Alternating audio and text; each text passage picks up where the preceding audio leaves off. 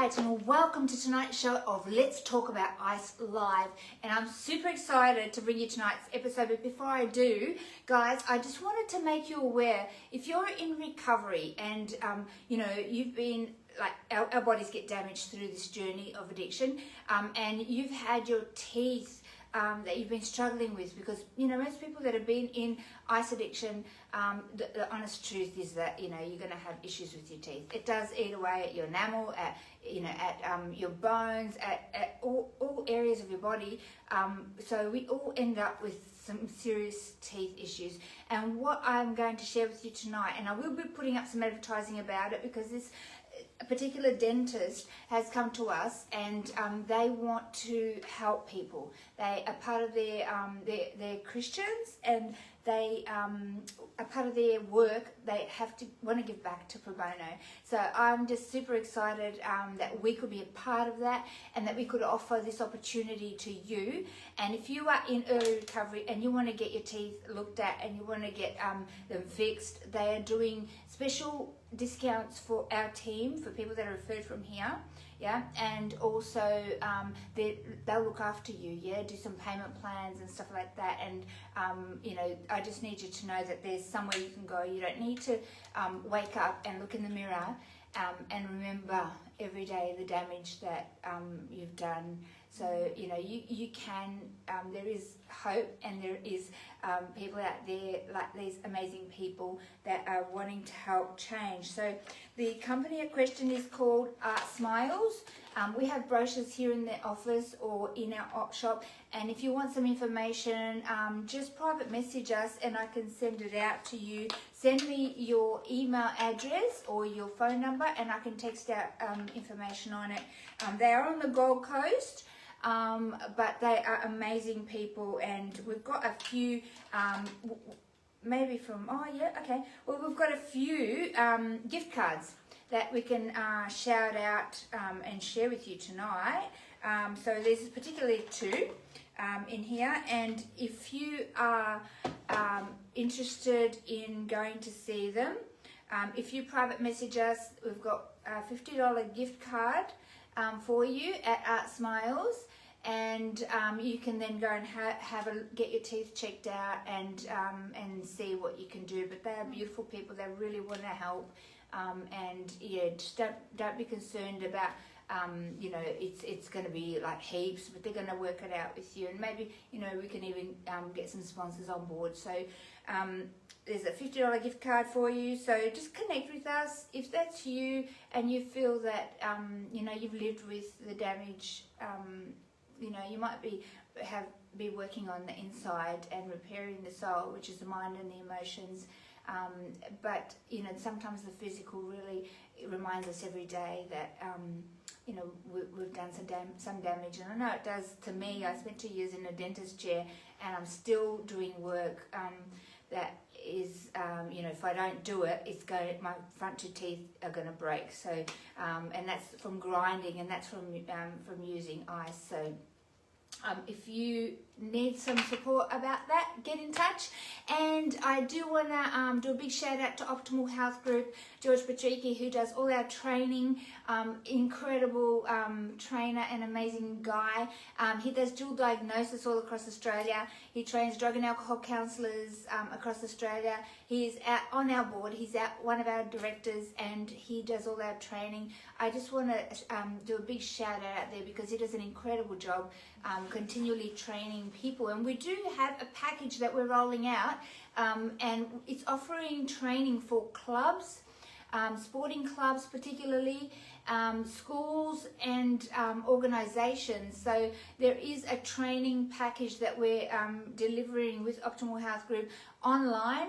But I'm not going to tell you too much about it. I may bring some more information onto the show maybe in a couple of weeks' time, and so you'll be able to have a look. But we'll be in contact with you. If you're a club and you're interested in some info of what we're rolling out, please get in touch. I know it is online training.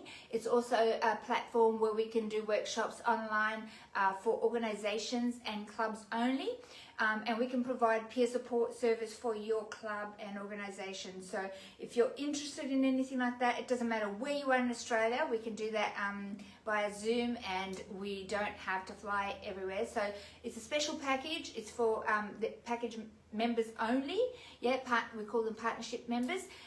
So get in touch with us, and but we'll be rolling that out really, really soon. So I'm super excited that we can offer this training to people in communities. You know, this training is going to enable anybody to be able to have a conversation with somebody that might be in addiction, and might be contemplating change, or even to get them to that stage. So you're going to learn the skill sets on how to have that conversation, and how to help them create a pathway to get some help. Yeah, so it's really critical. If you know somebody that is entrapped in addiction, you would know how hard it is to. What do you say? How do you get them to change? How do you get them to see that they're destroying themselves? Well, you know, we have a really easy tutorial that you can partake in, and you can learn those skill sets, and you can learn about the underlying issues, the cost versus the benefits, and how to have that conversation and how to frame that up. Yeah. So if that's you, get in touch with us. We do have it on just the actual 2-hour training online at www.australianantiicecampaign.org.au. It's called Sammy Brief. But it doesn't include the package. So if you're interested in the package, let us know. So without further ado, I'm super, super excited to bring on the next guest, because this guest, I've watched her journey from the beginning, and I've watched this amazing woman. I didn't think I was going to get emotional. Grow from a young lady into an amazing person. An amazing woman, and you know, we're blessed to have her working within our organisation, and as a peer support person, but also within our core team. So without further ado, I want to introduce Santana. Santana, thank you. Hey, no, thanks for asking me to come on. Okay. You need to keep your voice up, because we're a little bit. We used to have Brad on the show, and Brad used to put all these mics and stuff on, and Brad just vanished, right? So we now don't have these mics. So just be myself and talk loud. Yeah, talk loud. Gorgeous girl. So thank you so much for being on the show. And I know it's a little bit daunting, guys, you know, to come, and it's a bit overwhelming to come on the show and you don't know how many people are watching, and you know, you want to share your story, and you know it's going to make a difference, but it's not easy. It's not easy. You know, people go, oh, you know, you go on the media and you know, you tell people your story. It's hard. But I know that my story is going to make a difference to somebody, and I know it's going to help people understand what's going on for people that are using and abusing drugs, yeah, and what entrapment we get stuck in. So. Santana, I guess let's relax on the couch and and I guess, you know, I know you've been on the show before, right in the early stages, and you know, like you felt like, oh, look, I really want to do this again, because I have so much more to share. And like initially, I think when we first start sharing, we're a bit guarded.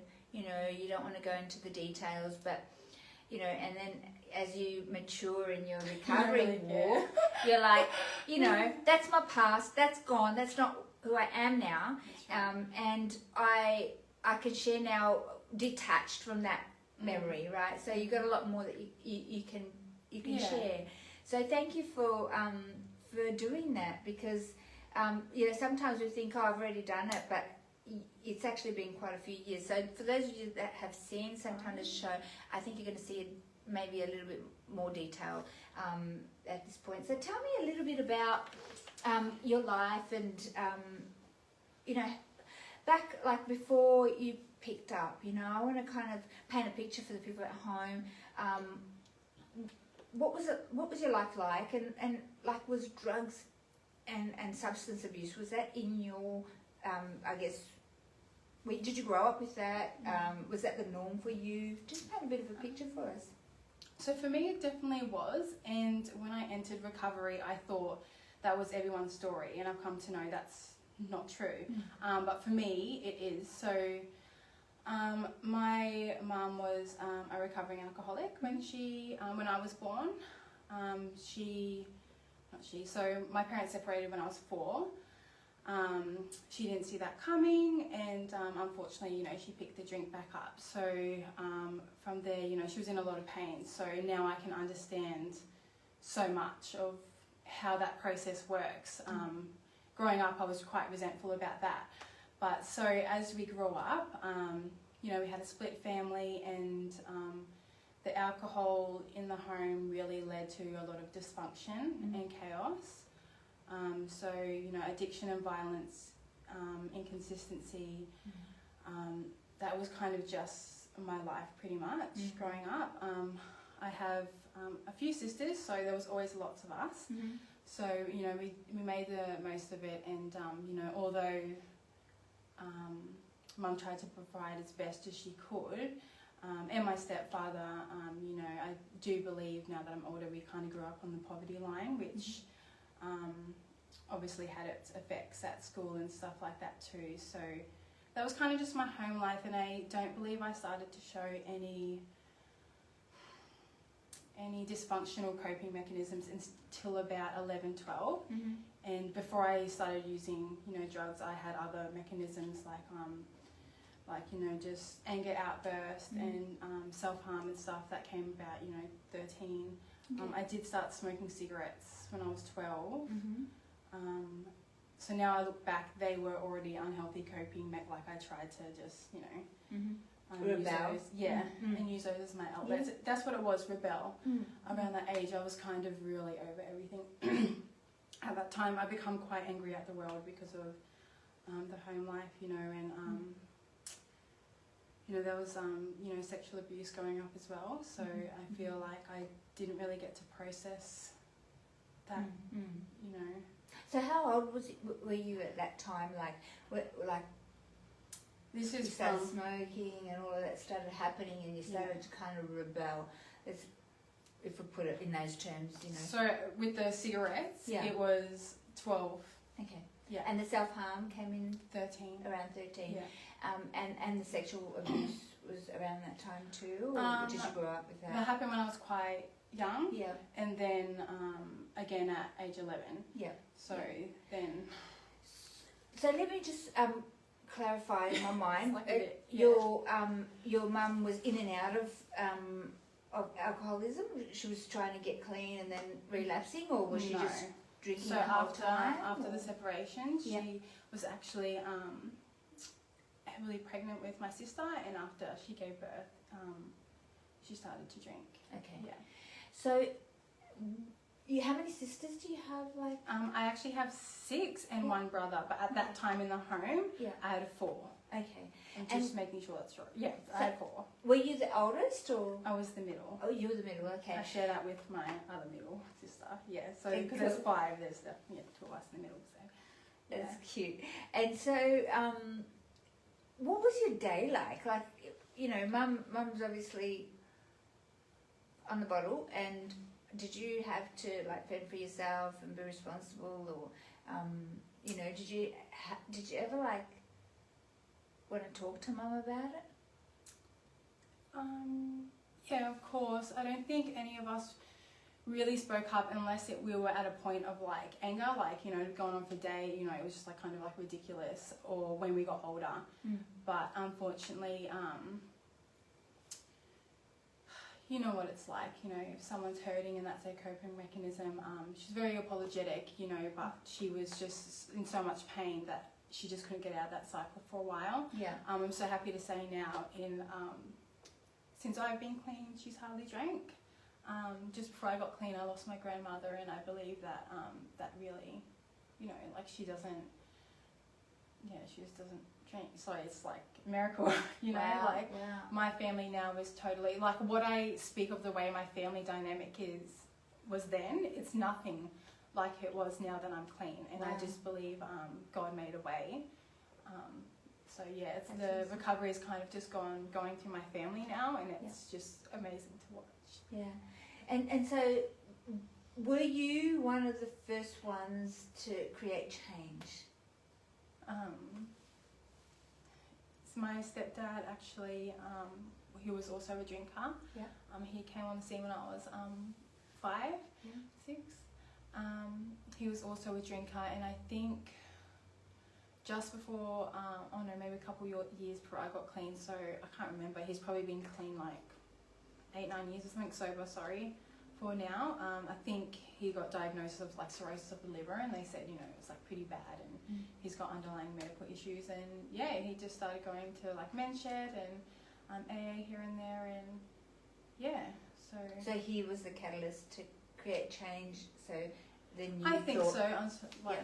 Because it was through him and few things actually where they were like, you gotta get clean, and it was good that I had someone that was actually clean. Do you know what I mean? To be like, oh, I can. Like, so it's important that we have those role models, and as you explain, which is why we do the buddy system. Yes.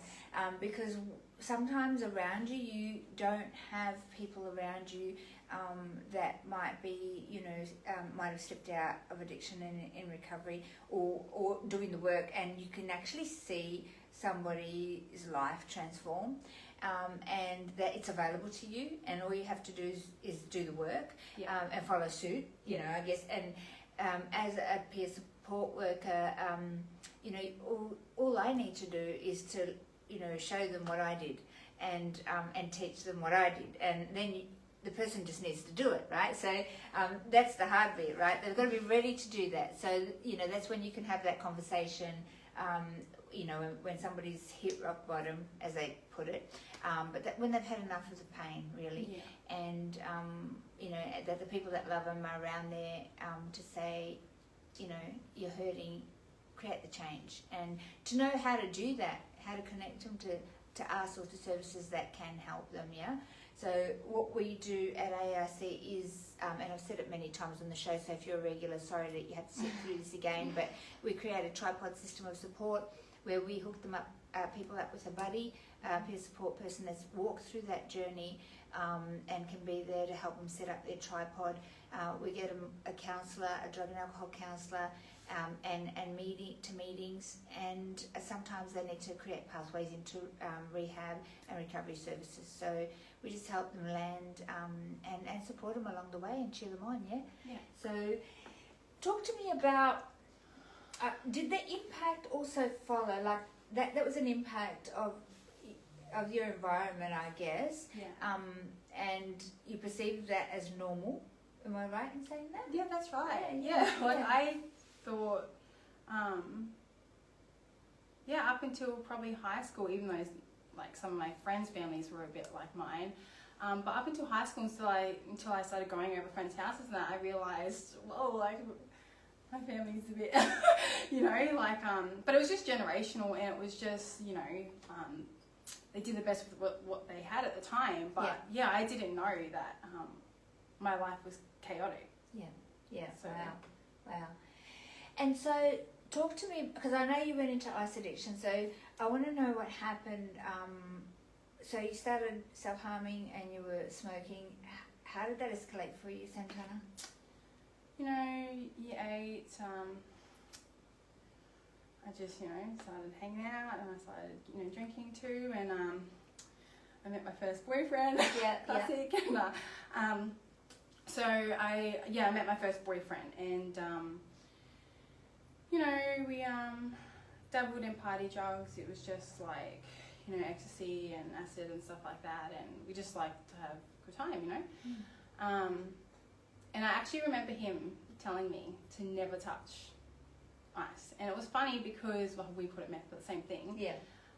It was funny because not that he confirmed it, but I knew that he kind of dabbled in it, and I thought it was like a weird thing for him to say, like considering, it just sounds so contradicting, but I was like, yeah, whatever. His brother-in-law moved stuff, so it was quite accessible, and one night I was not with him, and I had got an altercation, And I was quite emotional, and I had another girlfriend with me that was friends with his sister and said, like, let's go, blah, blah, blah. And I was like, cool, of course, like. And he wasn't actually there, like, neither was his sister. And this brother-in-law actually offered it to me. Like I said, I was quite wound up. His brother-in-law? Yes. Okay. I was quite wound up about the altercation, and I actually remember saying, F off, as if. Yeah. And he offered me again, and I said the same thing. And at this point, I was actually in a mirror, and he was behind me. And I remember him saying with the pipe, it'll make you feel better. And I was like, okay. And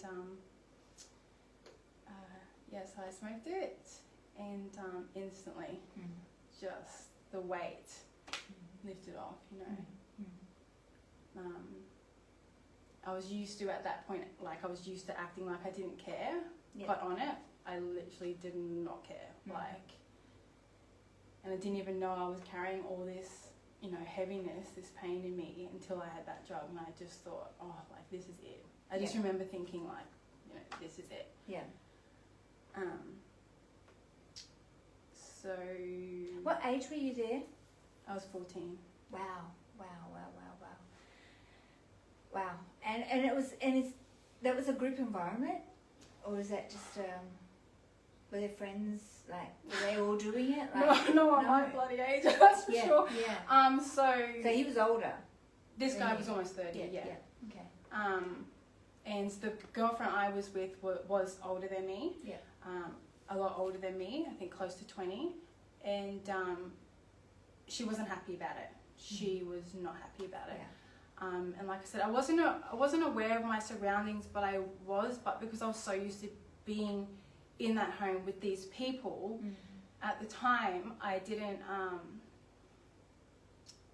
just didn't think, you know, because that girl ended up leaving, and then I asked, can we go, like, pick up my boyfriend? And so that guy ended up raping me that night.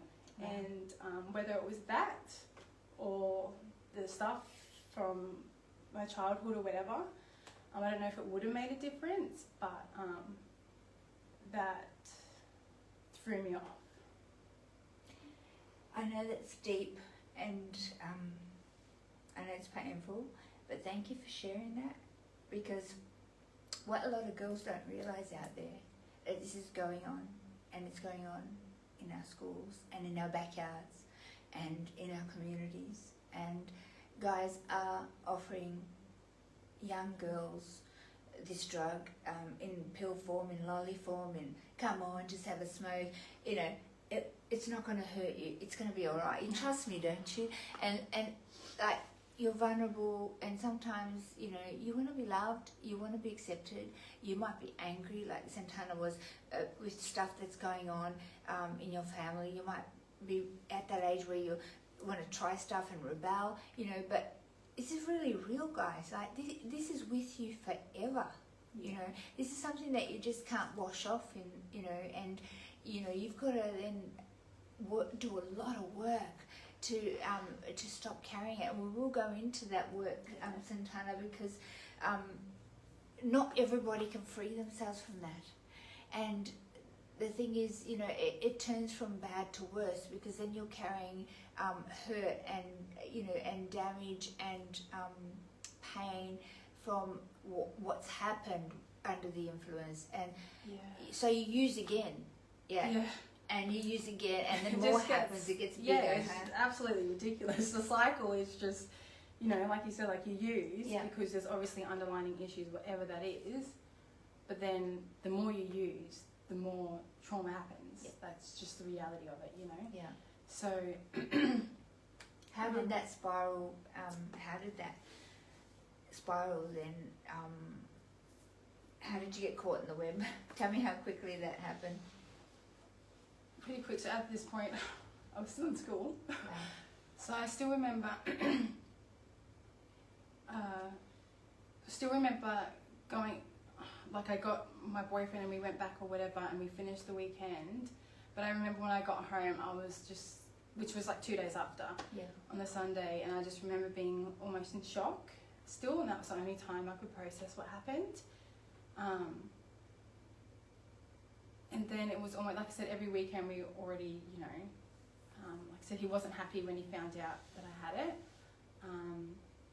But then him using too was like, oh, you know. So then every weekend after, we would pretty much just have meth instead of the other stuff. So, like I said, it was quite accessible. I never had to pay for anything. I didn't know the expense, how much it cost, how much I was having. It was just always there. Yeah, it was just always there. And And I often, like when I talk in schools, I often, you know, let the kids know, you're going to get offered it. You are going to get offered it for free. You're going to get given it to you to lose a few kilos over a weekend.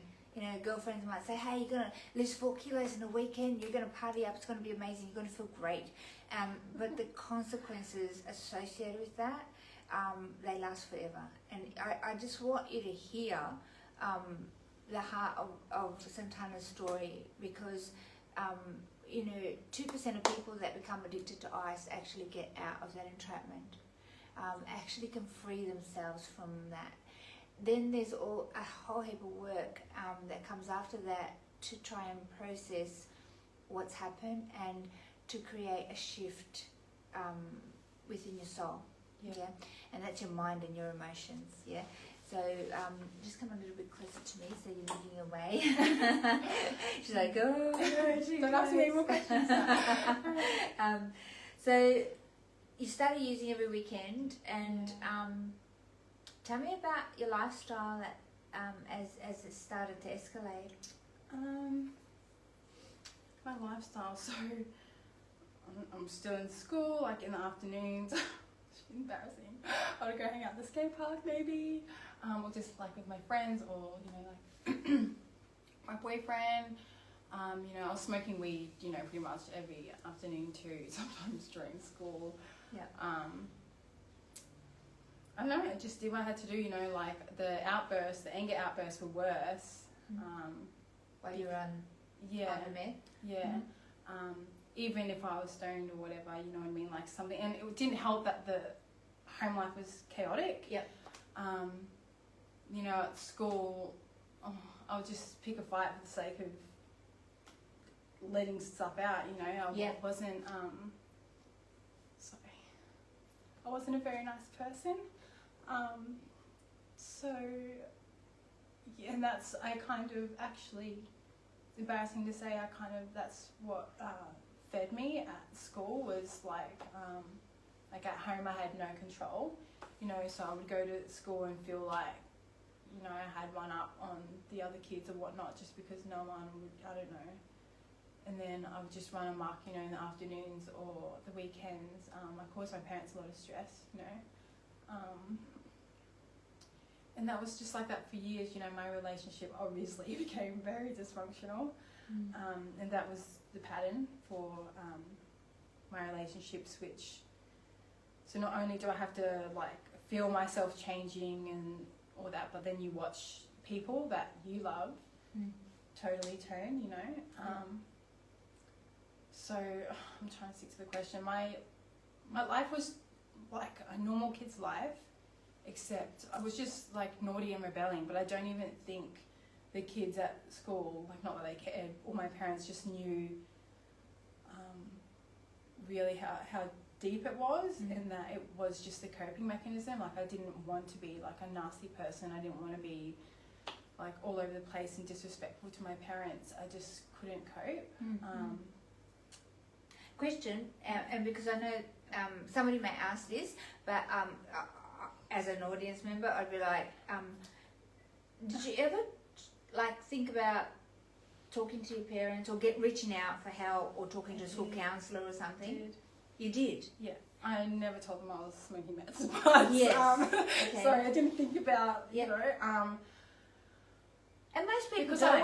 I didn't want to get anyone into trouble, you know, and I knew it was wrong. Like, I knew it was wrong. It didn't matter that, you know, because, like, weed was smoked at my house too. Like, just, like, even that, I knew it wasn't, like, right. So, yeah, but I've seen psych counsellors since I was young, you know, so it was mainly from my anger, you know, and it was just, like, it was just the same thing all, like, for years, you know, so I kind of got over it. And so yeah, I did try, I guess, like you said before, when you're doing real healing, it really takes a lot of work, and I guess I just wasn't ready to put in the work. Okay. Not only, you know, I'm someone that can be so hard on myself sometimes, but now I look back, I think I was actually just a child. Yeah. You know, so I didn't even have this skill set to, like, really put in the work, you know. Yeah. But I acknowledge that I probably could have started a lot earlier, you know, but I couldn't have been bothered. And same with school, you know, like, I stopped going in year 10. I pretty much just run my own show, and they told me I was going to fail year 10, so I left. And it's stuff like that. Like, I could have passed easy, but I just didn't try. Yeah. So yeah. other things were more important. Well, you had more important things to deal with. You know, you had everything, all of this burden that you're carrying. Yeah. And you know, the anger outburst, it's really important that we clarify that, because a lot of that's from in the brain, you create a chemical called serotonin, and by the depletion, meth and ice deplete that chemical. When that gets depleted, it causes irregular mood outbursts. Yeah, so there's a lot of anger, and it stimulates. So you see a lot of people on ice get really angry real quick, and they, you know, they're violent and stuff like that. It's a chemical imbalance in the brain. So which I already had. Yeah. And then that just made it. It just enhanced it. Yeah, worse. yeah, because it totally depleted it. Yeah. Yeah. And so you're trying to cope. You know, you're angry inside because you couldn't sort out the issues at home. You're angry, you know, already, but then the depletion of the serotonin has just, like, got my poor little brain. Yeah. Yeah. Like, yeah. Yeah. Yeah. And at 14. So you was going like that. You know, you started, you know, using more regularly, I'm guessing. Yeah, it was just it was really just a weekend thing. And then I think, you know, when I stopped going to school, it was more so, you know, we just kind of have a binge. Yep. And then, you know, reset and binge and reset. And how old was I? I think I was about almost 18. So I split up with, I was going to say whatever his name is, but no, just because I don't want to say his name. No. So, you know, and, you know, and it's like, sounds so bad. Then I started dating someone else, and it was actually that person that said, like, oh, yeah, like, I can't date someone that's, like, smoking meth. Understandably. It's not even funny, it's just because of the ridiculousness of it. So, you know, somebody started found out that... Yeah. And then they said, I can't be dating somebody that's using. Yeah. Okay. Well, and did that create, like, a shift in you? Oh, yes, but no, like, I still did everything else under the sun. Yeah. But I did pull back, I did pull back, you know, it was more just on the weekends, and then I started studying. You know, that relationship was really unhealthy though. It was just ridiculous, but that the studying was like my outlet. Yeah. And because of what I was studying, it just felt like I was learning so much. So even though I was, like, still smoking weed every day and having, like, you know, just ecstasy and that, like, just pills on the weekends and that, I still just was so engrossed by everything I was learning that for a few years, I just didn't smoke. Yeah. So. Can I ask what you were studying? Counselling and community services. Cool. So having a dream and a hope and a vision for the future, that was different to what you'd lived. Yeah. Caused shift. Yeah. And then everything I was learning, every day I was like, oh wow, like, in my own mind I was like, oh wow, like, this is why I'm like that, you know, like, oh, this is why. Wow. You know what I mean? Like, this is I was able to analyze my situation and my family and my friends, like, not in a bad way, but from an outsider perspective, learning the things I was learning, I was like, oh, this all makes sense. Like, we're all not just unhinged, we're all just in pain with no skills and, Yep. you know, no outlets, very minimal resources, stuff like this. So it started to really make sense, and I started to think, yeah, maybe my life could be different. That's awesome. That's incredible. You know, one of the things that we like to instill when we first meet somebody for intervention is hope. You know, as people who've walked out of that space, is saying, well, I was there, I was on the street, I was homeless, I was, you know, hungry, and I was lost, and literally lost in the street. But, you know, I now have a home and a job and a car and a family, and, you know, you can too. I can show you how to get that. And finding what it is in each person, and it is very personal, but finding out what it is in each person that can get triggered. Sometimes it's going back to maybe sometimes in their past, their childhood, they might have had a dream of what they wanted to do with their life, or you know, a vision of what they could be, or you know, that it could be as little as you know, one day I hope to have a baby, or one day I hope to you know, finish this course, or whatever it is. But you know, finding that thing and painting a picture of what is possible, and you know, showing them how it, you know, by creating change in their life, that is possible for them. So you know, it's different for everybody, and some people get moved into action, and other people you know, take a little bit longer, because when you're on ice, you can't. It's hard to use your the logical part of your brain, so you can't use your processing center, and sometimes your emotions are blocked, so it's hard to get them in the right stages to have that conversation. Yeah, but when you do, it's in the contemplation stage, and when they are really saying, I've got to create change here, otherwise I'm going to be stuck in the same space of where I've been. If you want to know where you're going, look at the last 5 years, and unless you do something different, unless you actually actively make some changes, you're going to end up in exactly the same space. And so we need to be proactive, and you know, reach out and put a hand out. Yeah, there's heaps of people here waiting to help you. It doesn't matter if it's ice addiction, alcohol addiction, sugar addiction, I don't care, right? But if you are in addiction, we are here to help you. Yeah, ICE is our spearhead, and we incorporate that because it's the most traumatic drug out there that's affecting people and lives and families deep, deep, deep. So, you know, just be aware, guys, that you know, the journey's long, and the recovery journey is long as well. So it doesn't happen overnight, but it does happen. Yeah. Should be a shampoo commercial. But anyway, so tell me, so that guy, you started to get to hope and about the course, and learning about how you could create change for yourself, and seeing your underlying issues. That's a huge one of why you were doing what you were doing. Hey, that's me. You know, doing that. How did things roll out after that? When did you actually say, I don't need this anymore? It's quite a story. I love to talk, so I'll try and keep it short. So how to get to that? So I separated from this partner. They weren't doing well, so, you know, I met up with them, and he pulled out bag and was like, this is what I've been doing. And I had always said, like, I can't actually physically see it because, you know, I just did not have the willpower then. So I just started smoking it straight away. Wow. And, you know, I only just graduated my course. So that was the partner that said, yeah, straight up. Don't touch it. Sorry, yeah. Wow. Yeah. Okay. Wow is all I have to say. Anywho, it was my choice. So, well, that was I didn't expect that. Yeah. That was a turnaround. Neither did I at the time, let me tell you.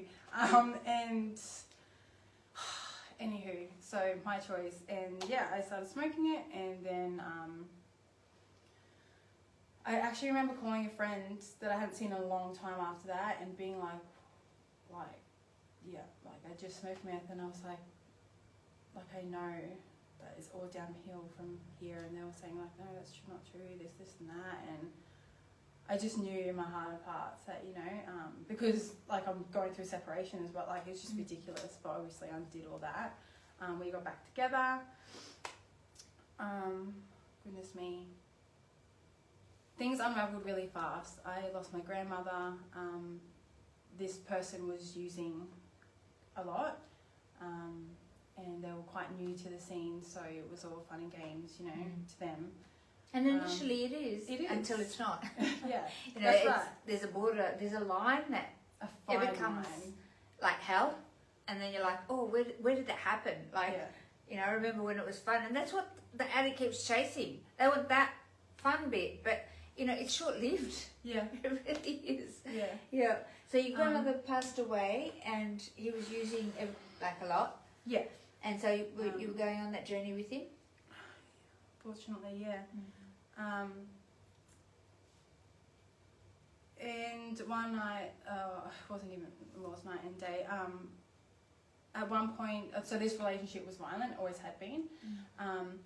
So one, I can't even remember whether it was 24 or 48, but it was just under 24 hours or just under 48 hours. He actually held me against my will in this home. And by the grace of God, the police came. Wow. But a couple of days after that, I couldn't move for 2-3 days. And I just remember staring at the roof thinking, how did I get here? Why do I allow why do I allow people, specifically, you know, intimate relationships, why do I allow this? And as I was trying to think of all the reasons, it's really embarrassing to say, but it was just because of the drugs. They had access to drugs, you know, easy access to drugs. And to me, you know, I wouldn't say that to anyone because it's embarrassing. But then I just thought, wow, you know. After that, I isolated from pretty much anyone that knew him. Friends, family, associates, I just dropped them all, and I pretty much just hung by myself and saw like my family and literally one friend that I had from high school who I got on from, and I started learning how much it costs. And I just started using a lot and by myself, and in a couple months I was in full-blown drug-induced psychosis. I was in and out of mental health. Like my parents, like, you know, it was drug-induced psychosis is a lot different to paranoia. I do think a lot of people that use meth are in psychosis and like they don't know, or even if you say that you're in psychosis, it just, you know, it just never goes down. So it was terrifying living in psychosis and frustrating at the same time, because you know what you're hearing and feeling isn't true, but it feels so real that it's just, you know, it's just tormenting. And I don't know, one day I just woke up and I was really sick of it. So I decided that night that I was going to take my life, and I took a bottle of my stepfather's medication, which I still swear to this day, I remember looking at the bottle and it being like diazepam, like Valium, you know. And obviously, by the grace of God, I actually took blood pressure medication. So it did make me very drowsy still, and I do faintly remember like being like rolled and woken up, and like my mum like talking to my stepdad, and I can remember him saying like, oh, don't worry, we just have to keep an eye on her. Like they were on the line to like poison's line or whatever. But what got me about that day was how content I was, and then I took it, and then I said goodnight to my stepfather and my sister, and I just went to watch a movie with my mum, and I was like content with dying, And by the grace of God, I'm so glad it didn't work, so I would have missed out on so much. The thing about me is I never wanted to die. I just wanted to stop the pain. And then I just remember thinking, I dealt with pain and chaos since a little girl, and I never wanted to die. So the fact that I knew that I wanted to die, that I tried to die and in my mother's bed, not even understanding if that worked, the trauma I would have caused by that, I just knew that that I needed to get help. And my mum had been begging me for months. At one point in mental health they had what's it called, intervention. Yeah.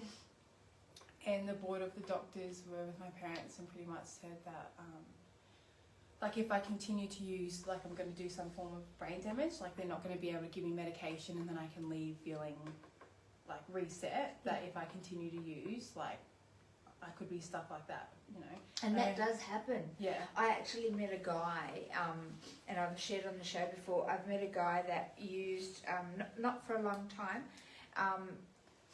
but somebody brought him to my office and was support working, looking after him.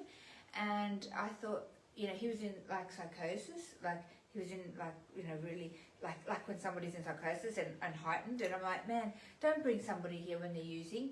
And he goes, no, he's not. He's been clean for a long time. He went in psychosis on the drugs and didn't come out. Yeah. And that's how he stayed. Yeah. And I've seen it with my own eyes. And people don't realise that it can happen the first time you use it, or it can happen, a year later, or it can happen 10 years later. But it can happen any time.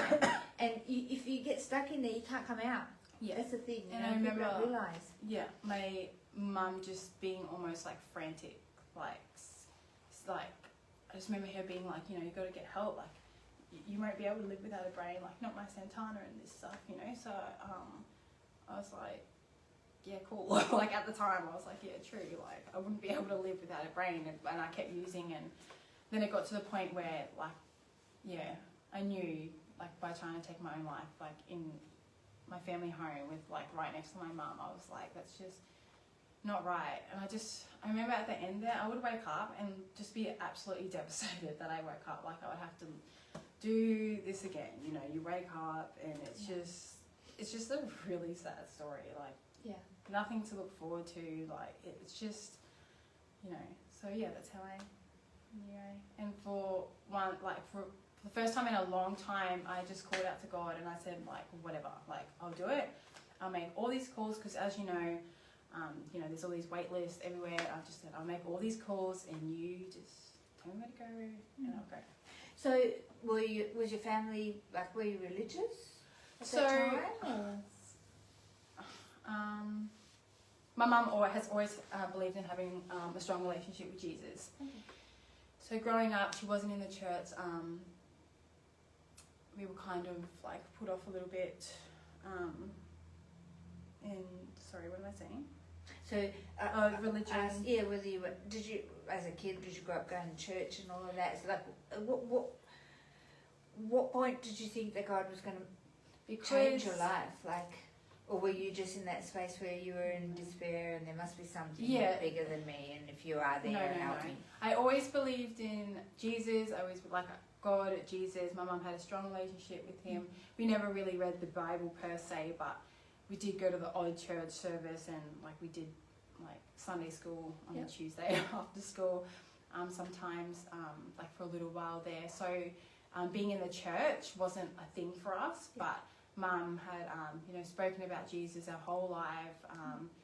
Has little scripture things over the house, or would tell us scripture.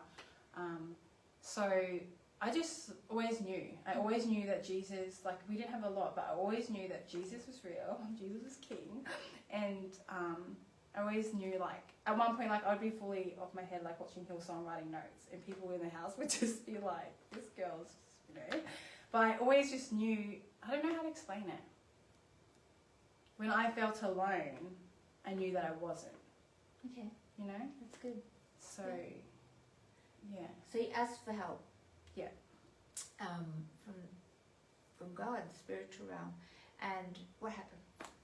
Because, you know, I want you to go there because, you know, some people, you know, the 12 steps will teach you. Your first step is, you know, to recognise that there's something bigger than yourself and that you're not in control. Yeah. And that's okay. And we've got to surrender. Yeah. You know, did things begin to change? Yes. So I got a call from a detox place that like got a bed for you in a week, and then I think it was the same day I got a call from a rehab saying we can get you in 2 weeks. So the dates matched up, and I thought like, okay, I'm just gonna go. But then I was also like, oh, like gotta go. You know, my dad paid for, you know, the fees and stuff, and I actually went into detox on his birthday, and I remember him being like so emotional, you know. And yeah, so detox started. I loved the place I detoxed at. It was great. And then I had to move to, that was a religious place, a Christian place, and then I went to a rehab that wasn't spiritually, you know, I don't know what the word is, you know, had no spiritualities, let's say. So the first day I was like, no, I don't like want to be here.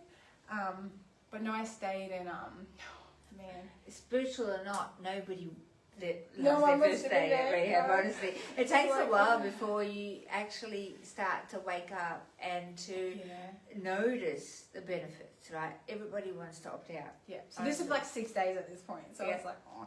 And this rehab was quite big, you know, and I remember when I arrived, it was lunchtime, so, and there was like 30, 40 people out there, and I'm thinking, oh no, you know, this is just not for me. But obviously, you know, I stayed, and, you know, not everyone feels the same way, but I really feel like that was legit the best time of my life. And it's not because I was getting clean, it was because I just got to deal with so many things, meet so many people, and, you know, which I have to mention in saying that there's been quite a few of them that have, you know, passed on, and I know like 2 people that I never picked up again out of the hundreds that I met in the months there. So that just goes to show as well how hard recovery it is and why it's so important to have a tripod. Yep. So yeah, the process was long and grueling, but like you said, I really had to work. I learnt that very quickly at this place. I had a lot of behaviours, and this place actually has the same kind of set up a tripod system, which is why I believe it was so effective. Wow. For me anyway, so yeah. It's amazing. So how long did you do in the rehab? I think it was 8 months, 8 or 9 months, and then I did the same time in their outside program, like in their house, but still, you know, connected. So transition house, that's right. Yeah. So 16 months Yeah. in total. Yeah. And tell me what, how did you go after you opted out? Because I often hear, like, you know, sometimes like people come out of rehab, they're in that bubble, and then you're really good while you're in there, and then you come out and you do life, and you know, you go right back into what you came out of. The stuff, the same friends, the people around you, the same trauma, the same stuff, and it's not very long before the same hurts and the relapse happens. So how was that coming out for you, and tell me about what your thoughts were and your emotions were. I feel like now I'm thinking about it, I feel like I was quite blessed. So I had, you know, great friends in transitional housing, and when I initially went to go to rehab, I thought I was going to go there and go home. After some time of recovery, I knew that that wouldn't be an option, that was probably a really silly choice. So I decided to stay on the Gold Coast. So I moved into a share house, like just with total randoms, which were like, for me was, you know, like huge. I got a job. I was working 2 jobs actually, like morning and night. So I was just really burning the candle at both ends. Yeah. You know,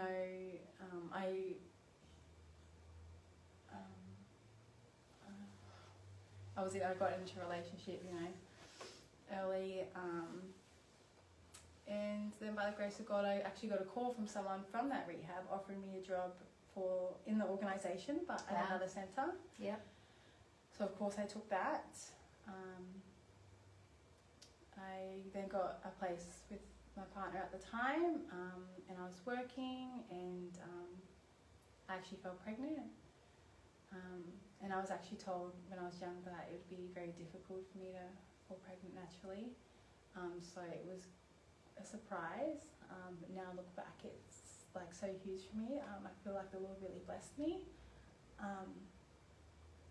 And life was really good. I just really had to, at the start I was, always at meetings, but then life happens. And I was busy working, and like I said, I was pregnant, and I just really had to adjust my my recovery schedule and how I do that. I had a psychologist that I saw regularly. And That's after rehab. Yep. I met him in rehab. Uh-huh. And I saw him up until last year. Unfortunately, he passed away. But he was hard. He was so hard. But again, like you said, it takes years of soul work and to really unpack. And I am a firm believer that unless you really unpack and you really go through it, there's always just going to be this pit there that's asking you to jump in, you know? Yep.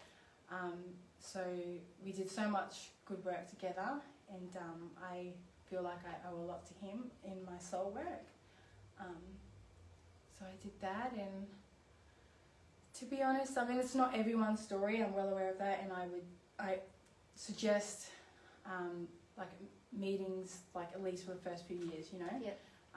But for me personally now, it's not what I do, but I do have another psychologist, you know, I do have a good support network, a good community, you know, I do have Jesus, and for me that's just how I cope, you know. That's awesome. One final question I've got for you.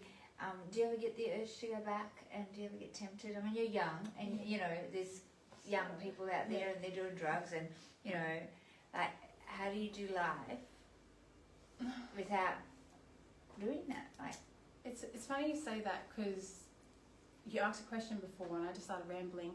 So when I was a year clean, I actually smoked weed. yeah, And I heard the sayings like, you think you're a year clean, you can celebrate, and I actually had no idea that that's what I was doing. yeah, So I went straight into psychosis. wow. Of literally 3 cones. Yeah, like nothing. So, But you know what? They're actually lacing marijuana. Don't move too far away. We haven't finished. They're actually lacing marijuana with ice and heroin and other stuff. So sometimes, and I've had this tested. I heard it on the grapevine. I had a girl who came to us, and she's like, "But I'm just doing weed," and all her symptoms didn't look like just weed. So I got her to go and take that weed to go and get it tested, and she did, and it was laced. right. Yeah, so I know that as a fact because we got a report back. So that is happening out there. So it wouldn't have surprised me if it was laced. But Well, then again, because you know, us addicts never learn the first time. The weekend after, I was at this share house, which I actually asked them, "Do you smoke? Do you use drugs?" Like, I don't care before I moved in, but I just would like to know. Yeah. They did say no, but they were having a get together, and you know, weed was going around, and I remember like around a fire, and I just remember being like, say no. It was 7 days later, and I was like, oh yeah. So then I had 3 drags of a joint, straight into psychosis. Yeah. And again, I had to unpack that with my psychologist, and he was just saying sometimes you pick up where you left off. You know, so by the grace of God, I don't have any reservations, and that's because my brain actually cannot handle drugs anymore. Yeah. But for me, that's actually a blessing, and that's not many people's story. Yeah, you know, that's right. And like, you don't want to use until you get to that point anyway. And how to have fun as a young person, but just in general, like, I don't know. Any chemical alters, like, you're not actually having fun. Like, it's all like, what's it called? It's chemical fake. induced. Yeah, it's not even like, wouldn't you rather have fun and have connection based on the natural, like having a community and friends and doing, like, going out on adventures and you know, like hikes and I don't know, just anything, like anything, and really laughing and that's the best feeling, when you're just like laughing with someone. And sorry, my sister's actually behind the camera and like I'm already laughing, like, because like we have you know, I've gone through a really hard season. The last year's probably been my hardest season in recovery, but I am also in the prime of my life right now. I've gone through it and I'm just coming out of it. I just feel so good, and being able to just laugh with so many people. There's no better feeling than laughing genuinely with people and getting to know new people. And you know, it's always going to be like uncomfortable and you're always going to be anxious, but the thing is, you're never going to get anywhere until you put yourself out. You're never going to know until you try.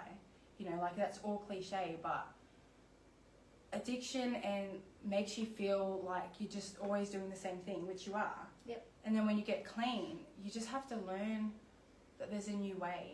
Yep. You know what I mean? And I guess those that don't believe, I guess I don't know, it may be hard, but I just always have to depend on Jesus, and that he's leading me. Yep. And that he knows better than I am. So if you believe in something else, you know, maybe that frame of mind can help too. But really just trust in doing the same thing is never going to get you any results, you know. Like, if you want something new, try something new. That's it. Yeah.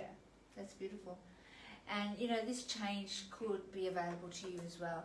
I don't know if we're talking to you at home and you are in, you know, watching this show, somebody might have flicked it to you, and you might be thinking, hey, you know, this is me, this is my story, or relate to Santana's story, and say, I'm ready for change. But if that person is you, we want to hear from you. Yeah, we have nothing, we don't gain anything from you, we're not going to take anything from you. We just get the joy from being able to hold your hand and show you what we did, to show you how we got our life back, and how, you know, we didn't stay entrapped in that hell, because it goes from bad to worse, you know, and like you said, you know, you could have been stuck there, and you know, guys end up in prison, in mental health institutes, or dead. You know, girls as well, you know, in prostitution, in trafficking, like sex slavery, and like it gets really messy. There's a whole life under there that I didn't even know existed. So, you know, we want, our aim at AIC is to prevent that. We go into schools and we share our stories, and we share our journey in schools, along with some evidence-based practice presentation, where we can show you what happens inside the body, why the brain does what it does, what the long-term effects on the body is going to be, and the emotions and everything, all the underlying issues. So we basically put the kids in the driver's seat, and they get to you know, to talk about it. They get to discuss what they've seen and what they've tried and what their thought process is. It's so easy to say yes, you know, to this drug and to many drugs today. But, you know, seeing firsthand people in front of you, you know, that you might relate to, that, and be able to ask the questions and be able to really understand the journey and how it's devastating. It's life devastating, you know. Santana is one of the few that was able to come out of that entrapment. So, you know, but if you're contemplating change tonight, you know, private message us. We want to hear from you. We want to help you do that. If you're a parent that you know, has a loved one in addiction, please get in touch with us. We would love to guide you to the training that we have, or have a conversation. We've got some family support people that we can refer to you for help with some groups and stuff, that can walk with you until your loved one's ready for change. But please, not even once. That's our message today. You know, we didn't have to go down that path and experience all of that. And we're really blessed to be able to come out and be able to do something amazing by sharing our stories and helping other people. Not many get that opportunity. That's right. Don't let that be you, that you're the one that ends up not having that opportunity. Yeah. So reach out today. The number to call is 1-800-NO-TO-ICE. And if you can't, just figure it out on your keypad. Forget the numbers. 1-800-NO. So type in no to ICE on your keypad. Otherwise 0481 844 555. And yeah, we'll pop the number, 1-800 number on the screen after we finish the show. Santana, thank you so much for sharing so in depth. It was really in depth, and it was real. It was raw, yeah, but it's real. Yeah. And this is life, guys, yeah. And so thanks for watching tonight. I hope you got something out of it. If any last minute messages that you want to leave to our audience, this is as we close. My biggest thing is that when you're using drugs, you're actually always taking a chance to die. So if you want to take a chance of really living, contemplate change. Call us if you just want to discuss changing or helping a loved one. So yeah, That's all. wonderful. Yeah. And don't forget our slogan that our little kid made up. It goes like this, guys. Not even once. Not even once, guys. Don't touch it. Take care. God bless and stay clean.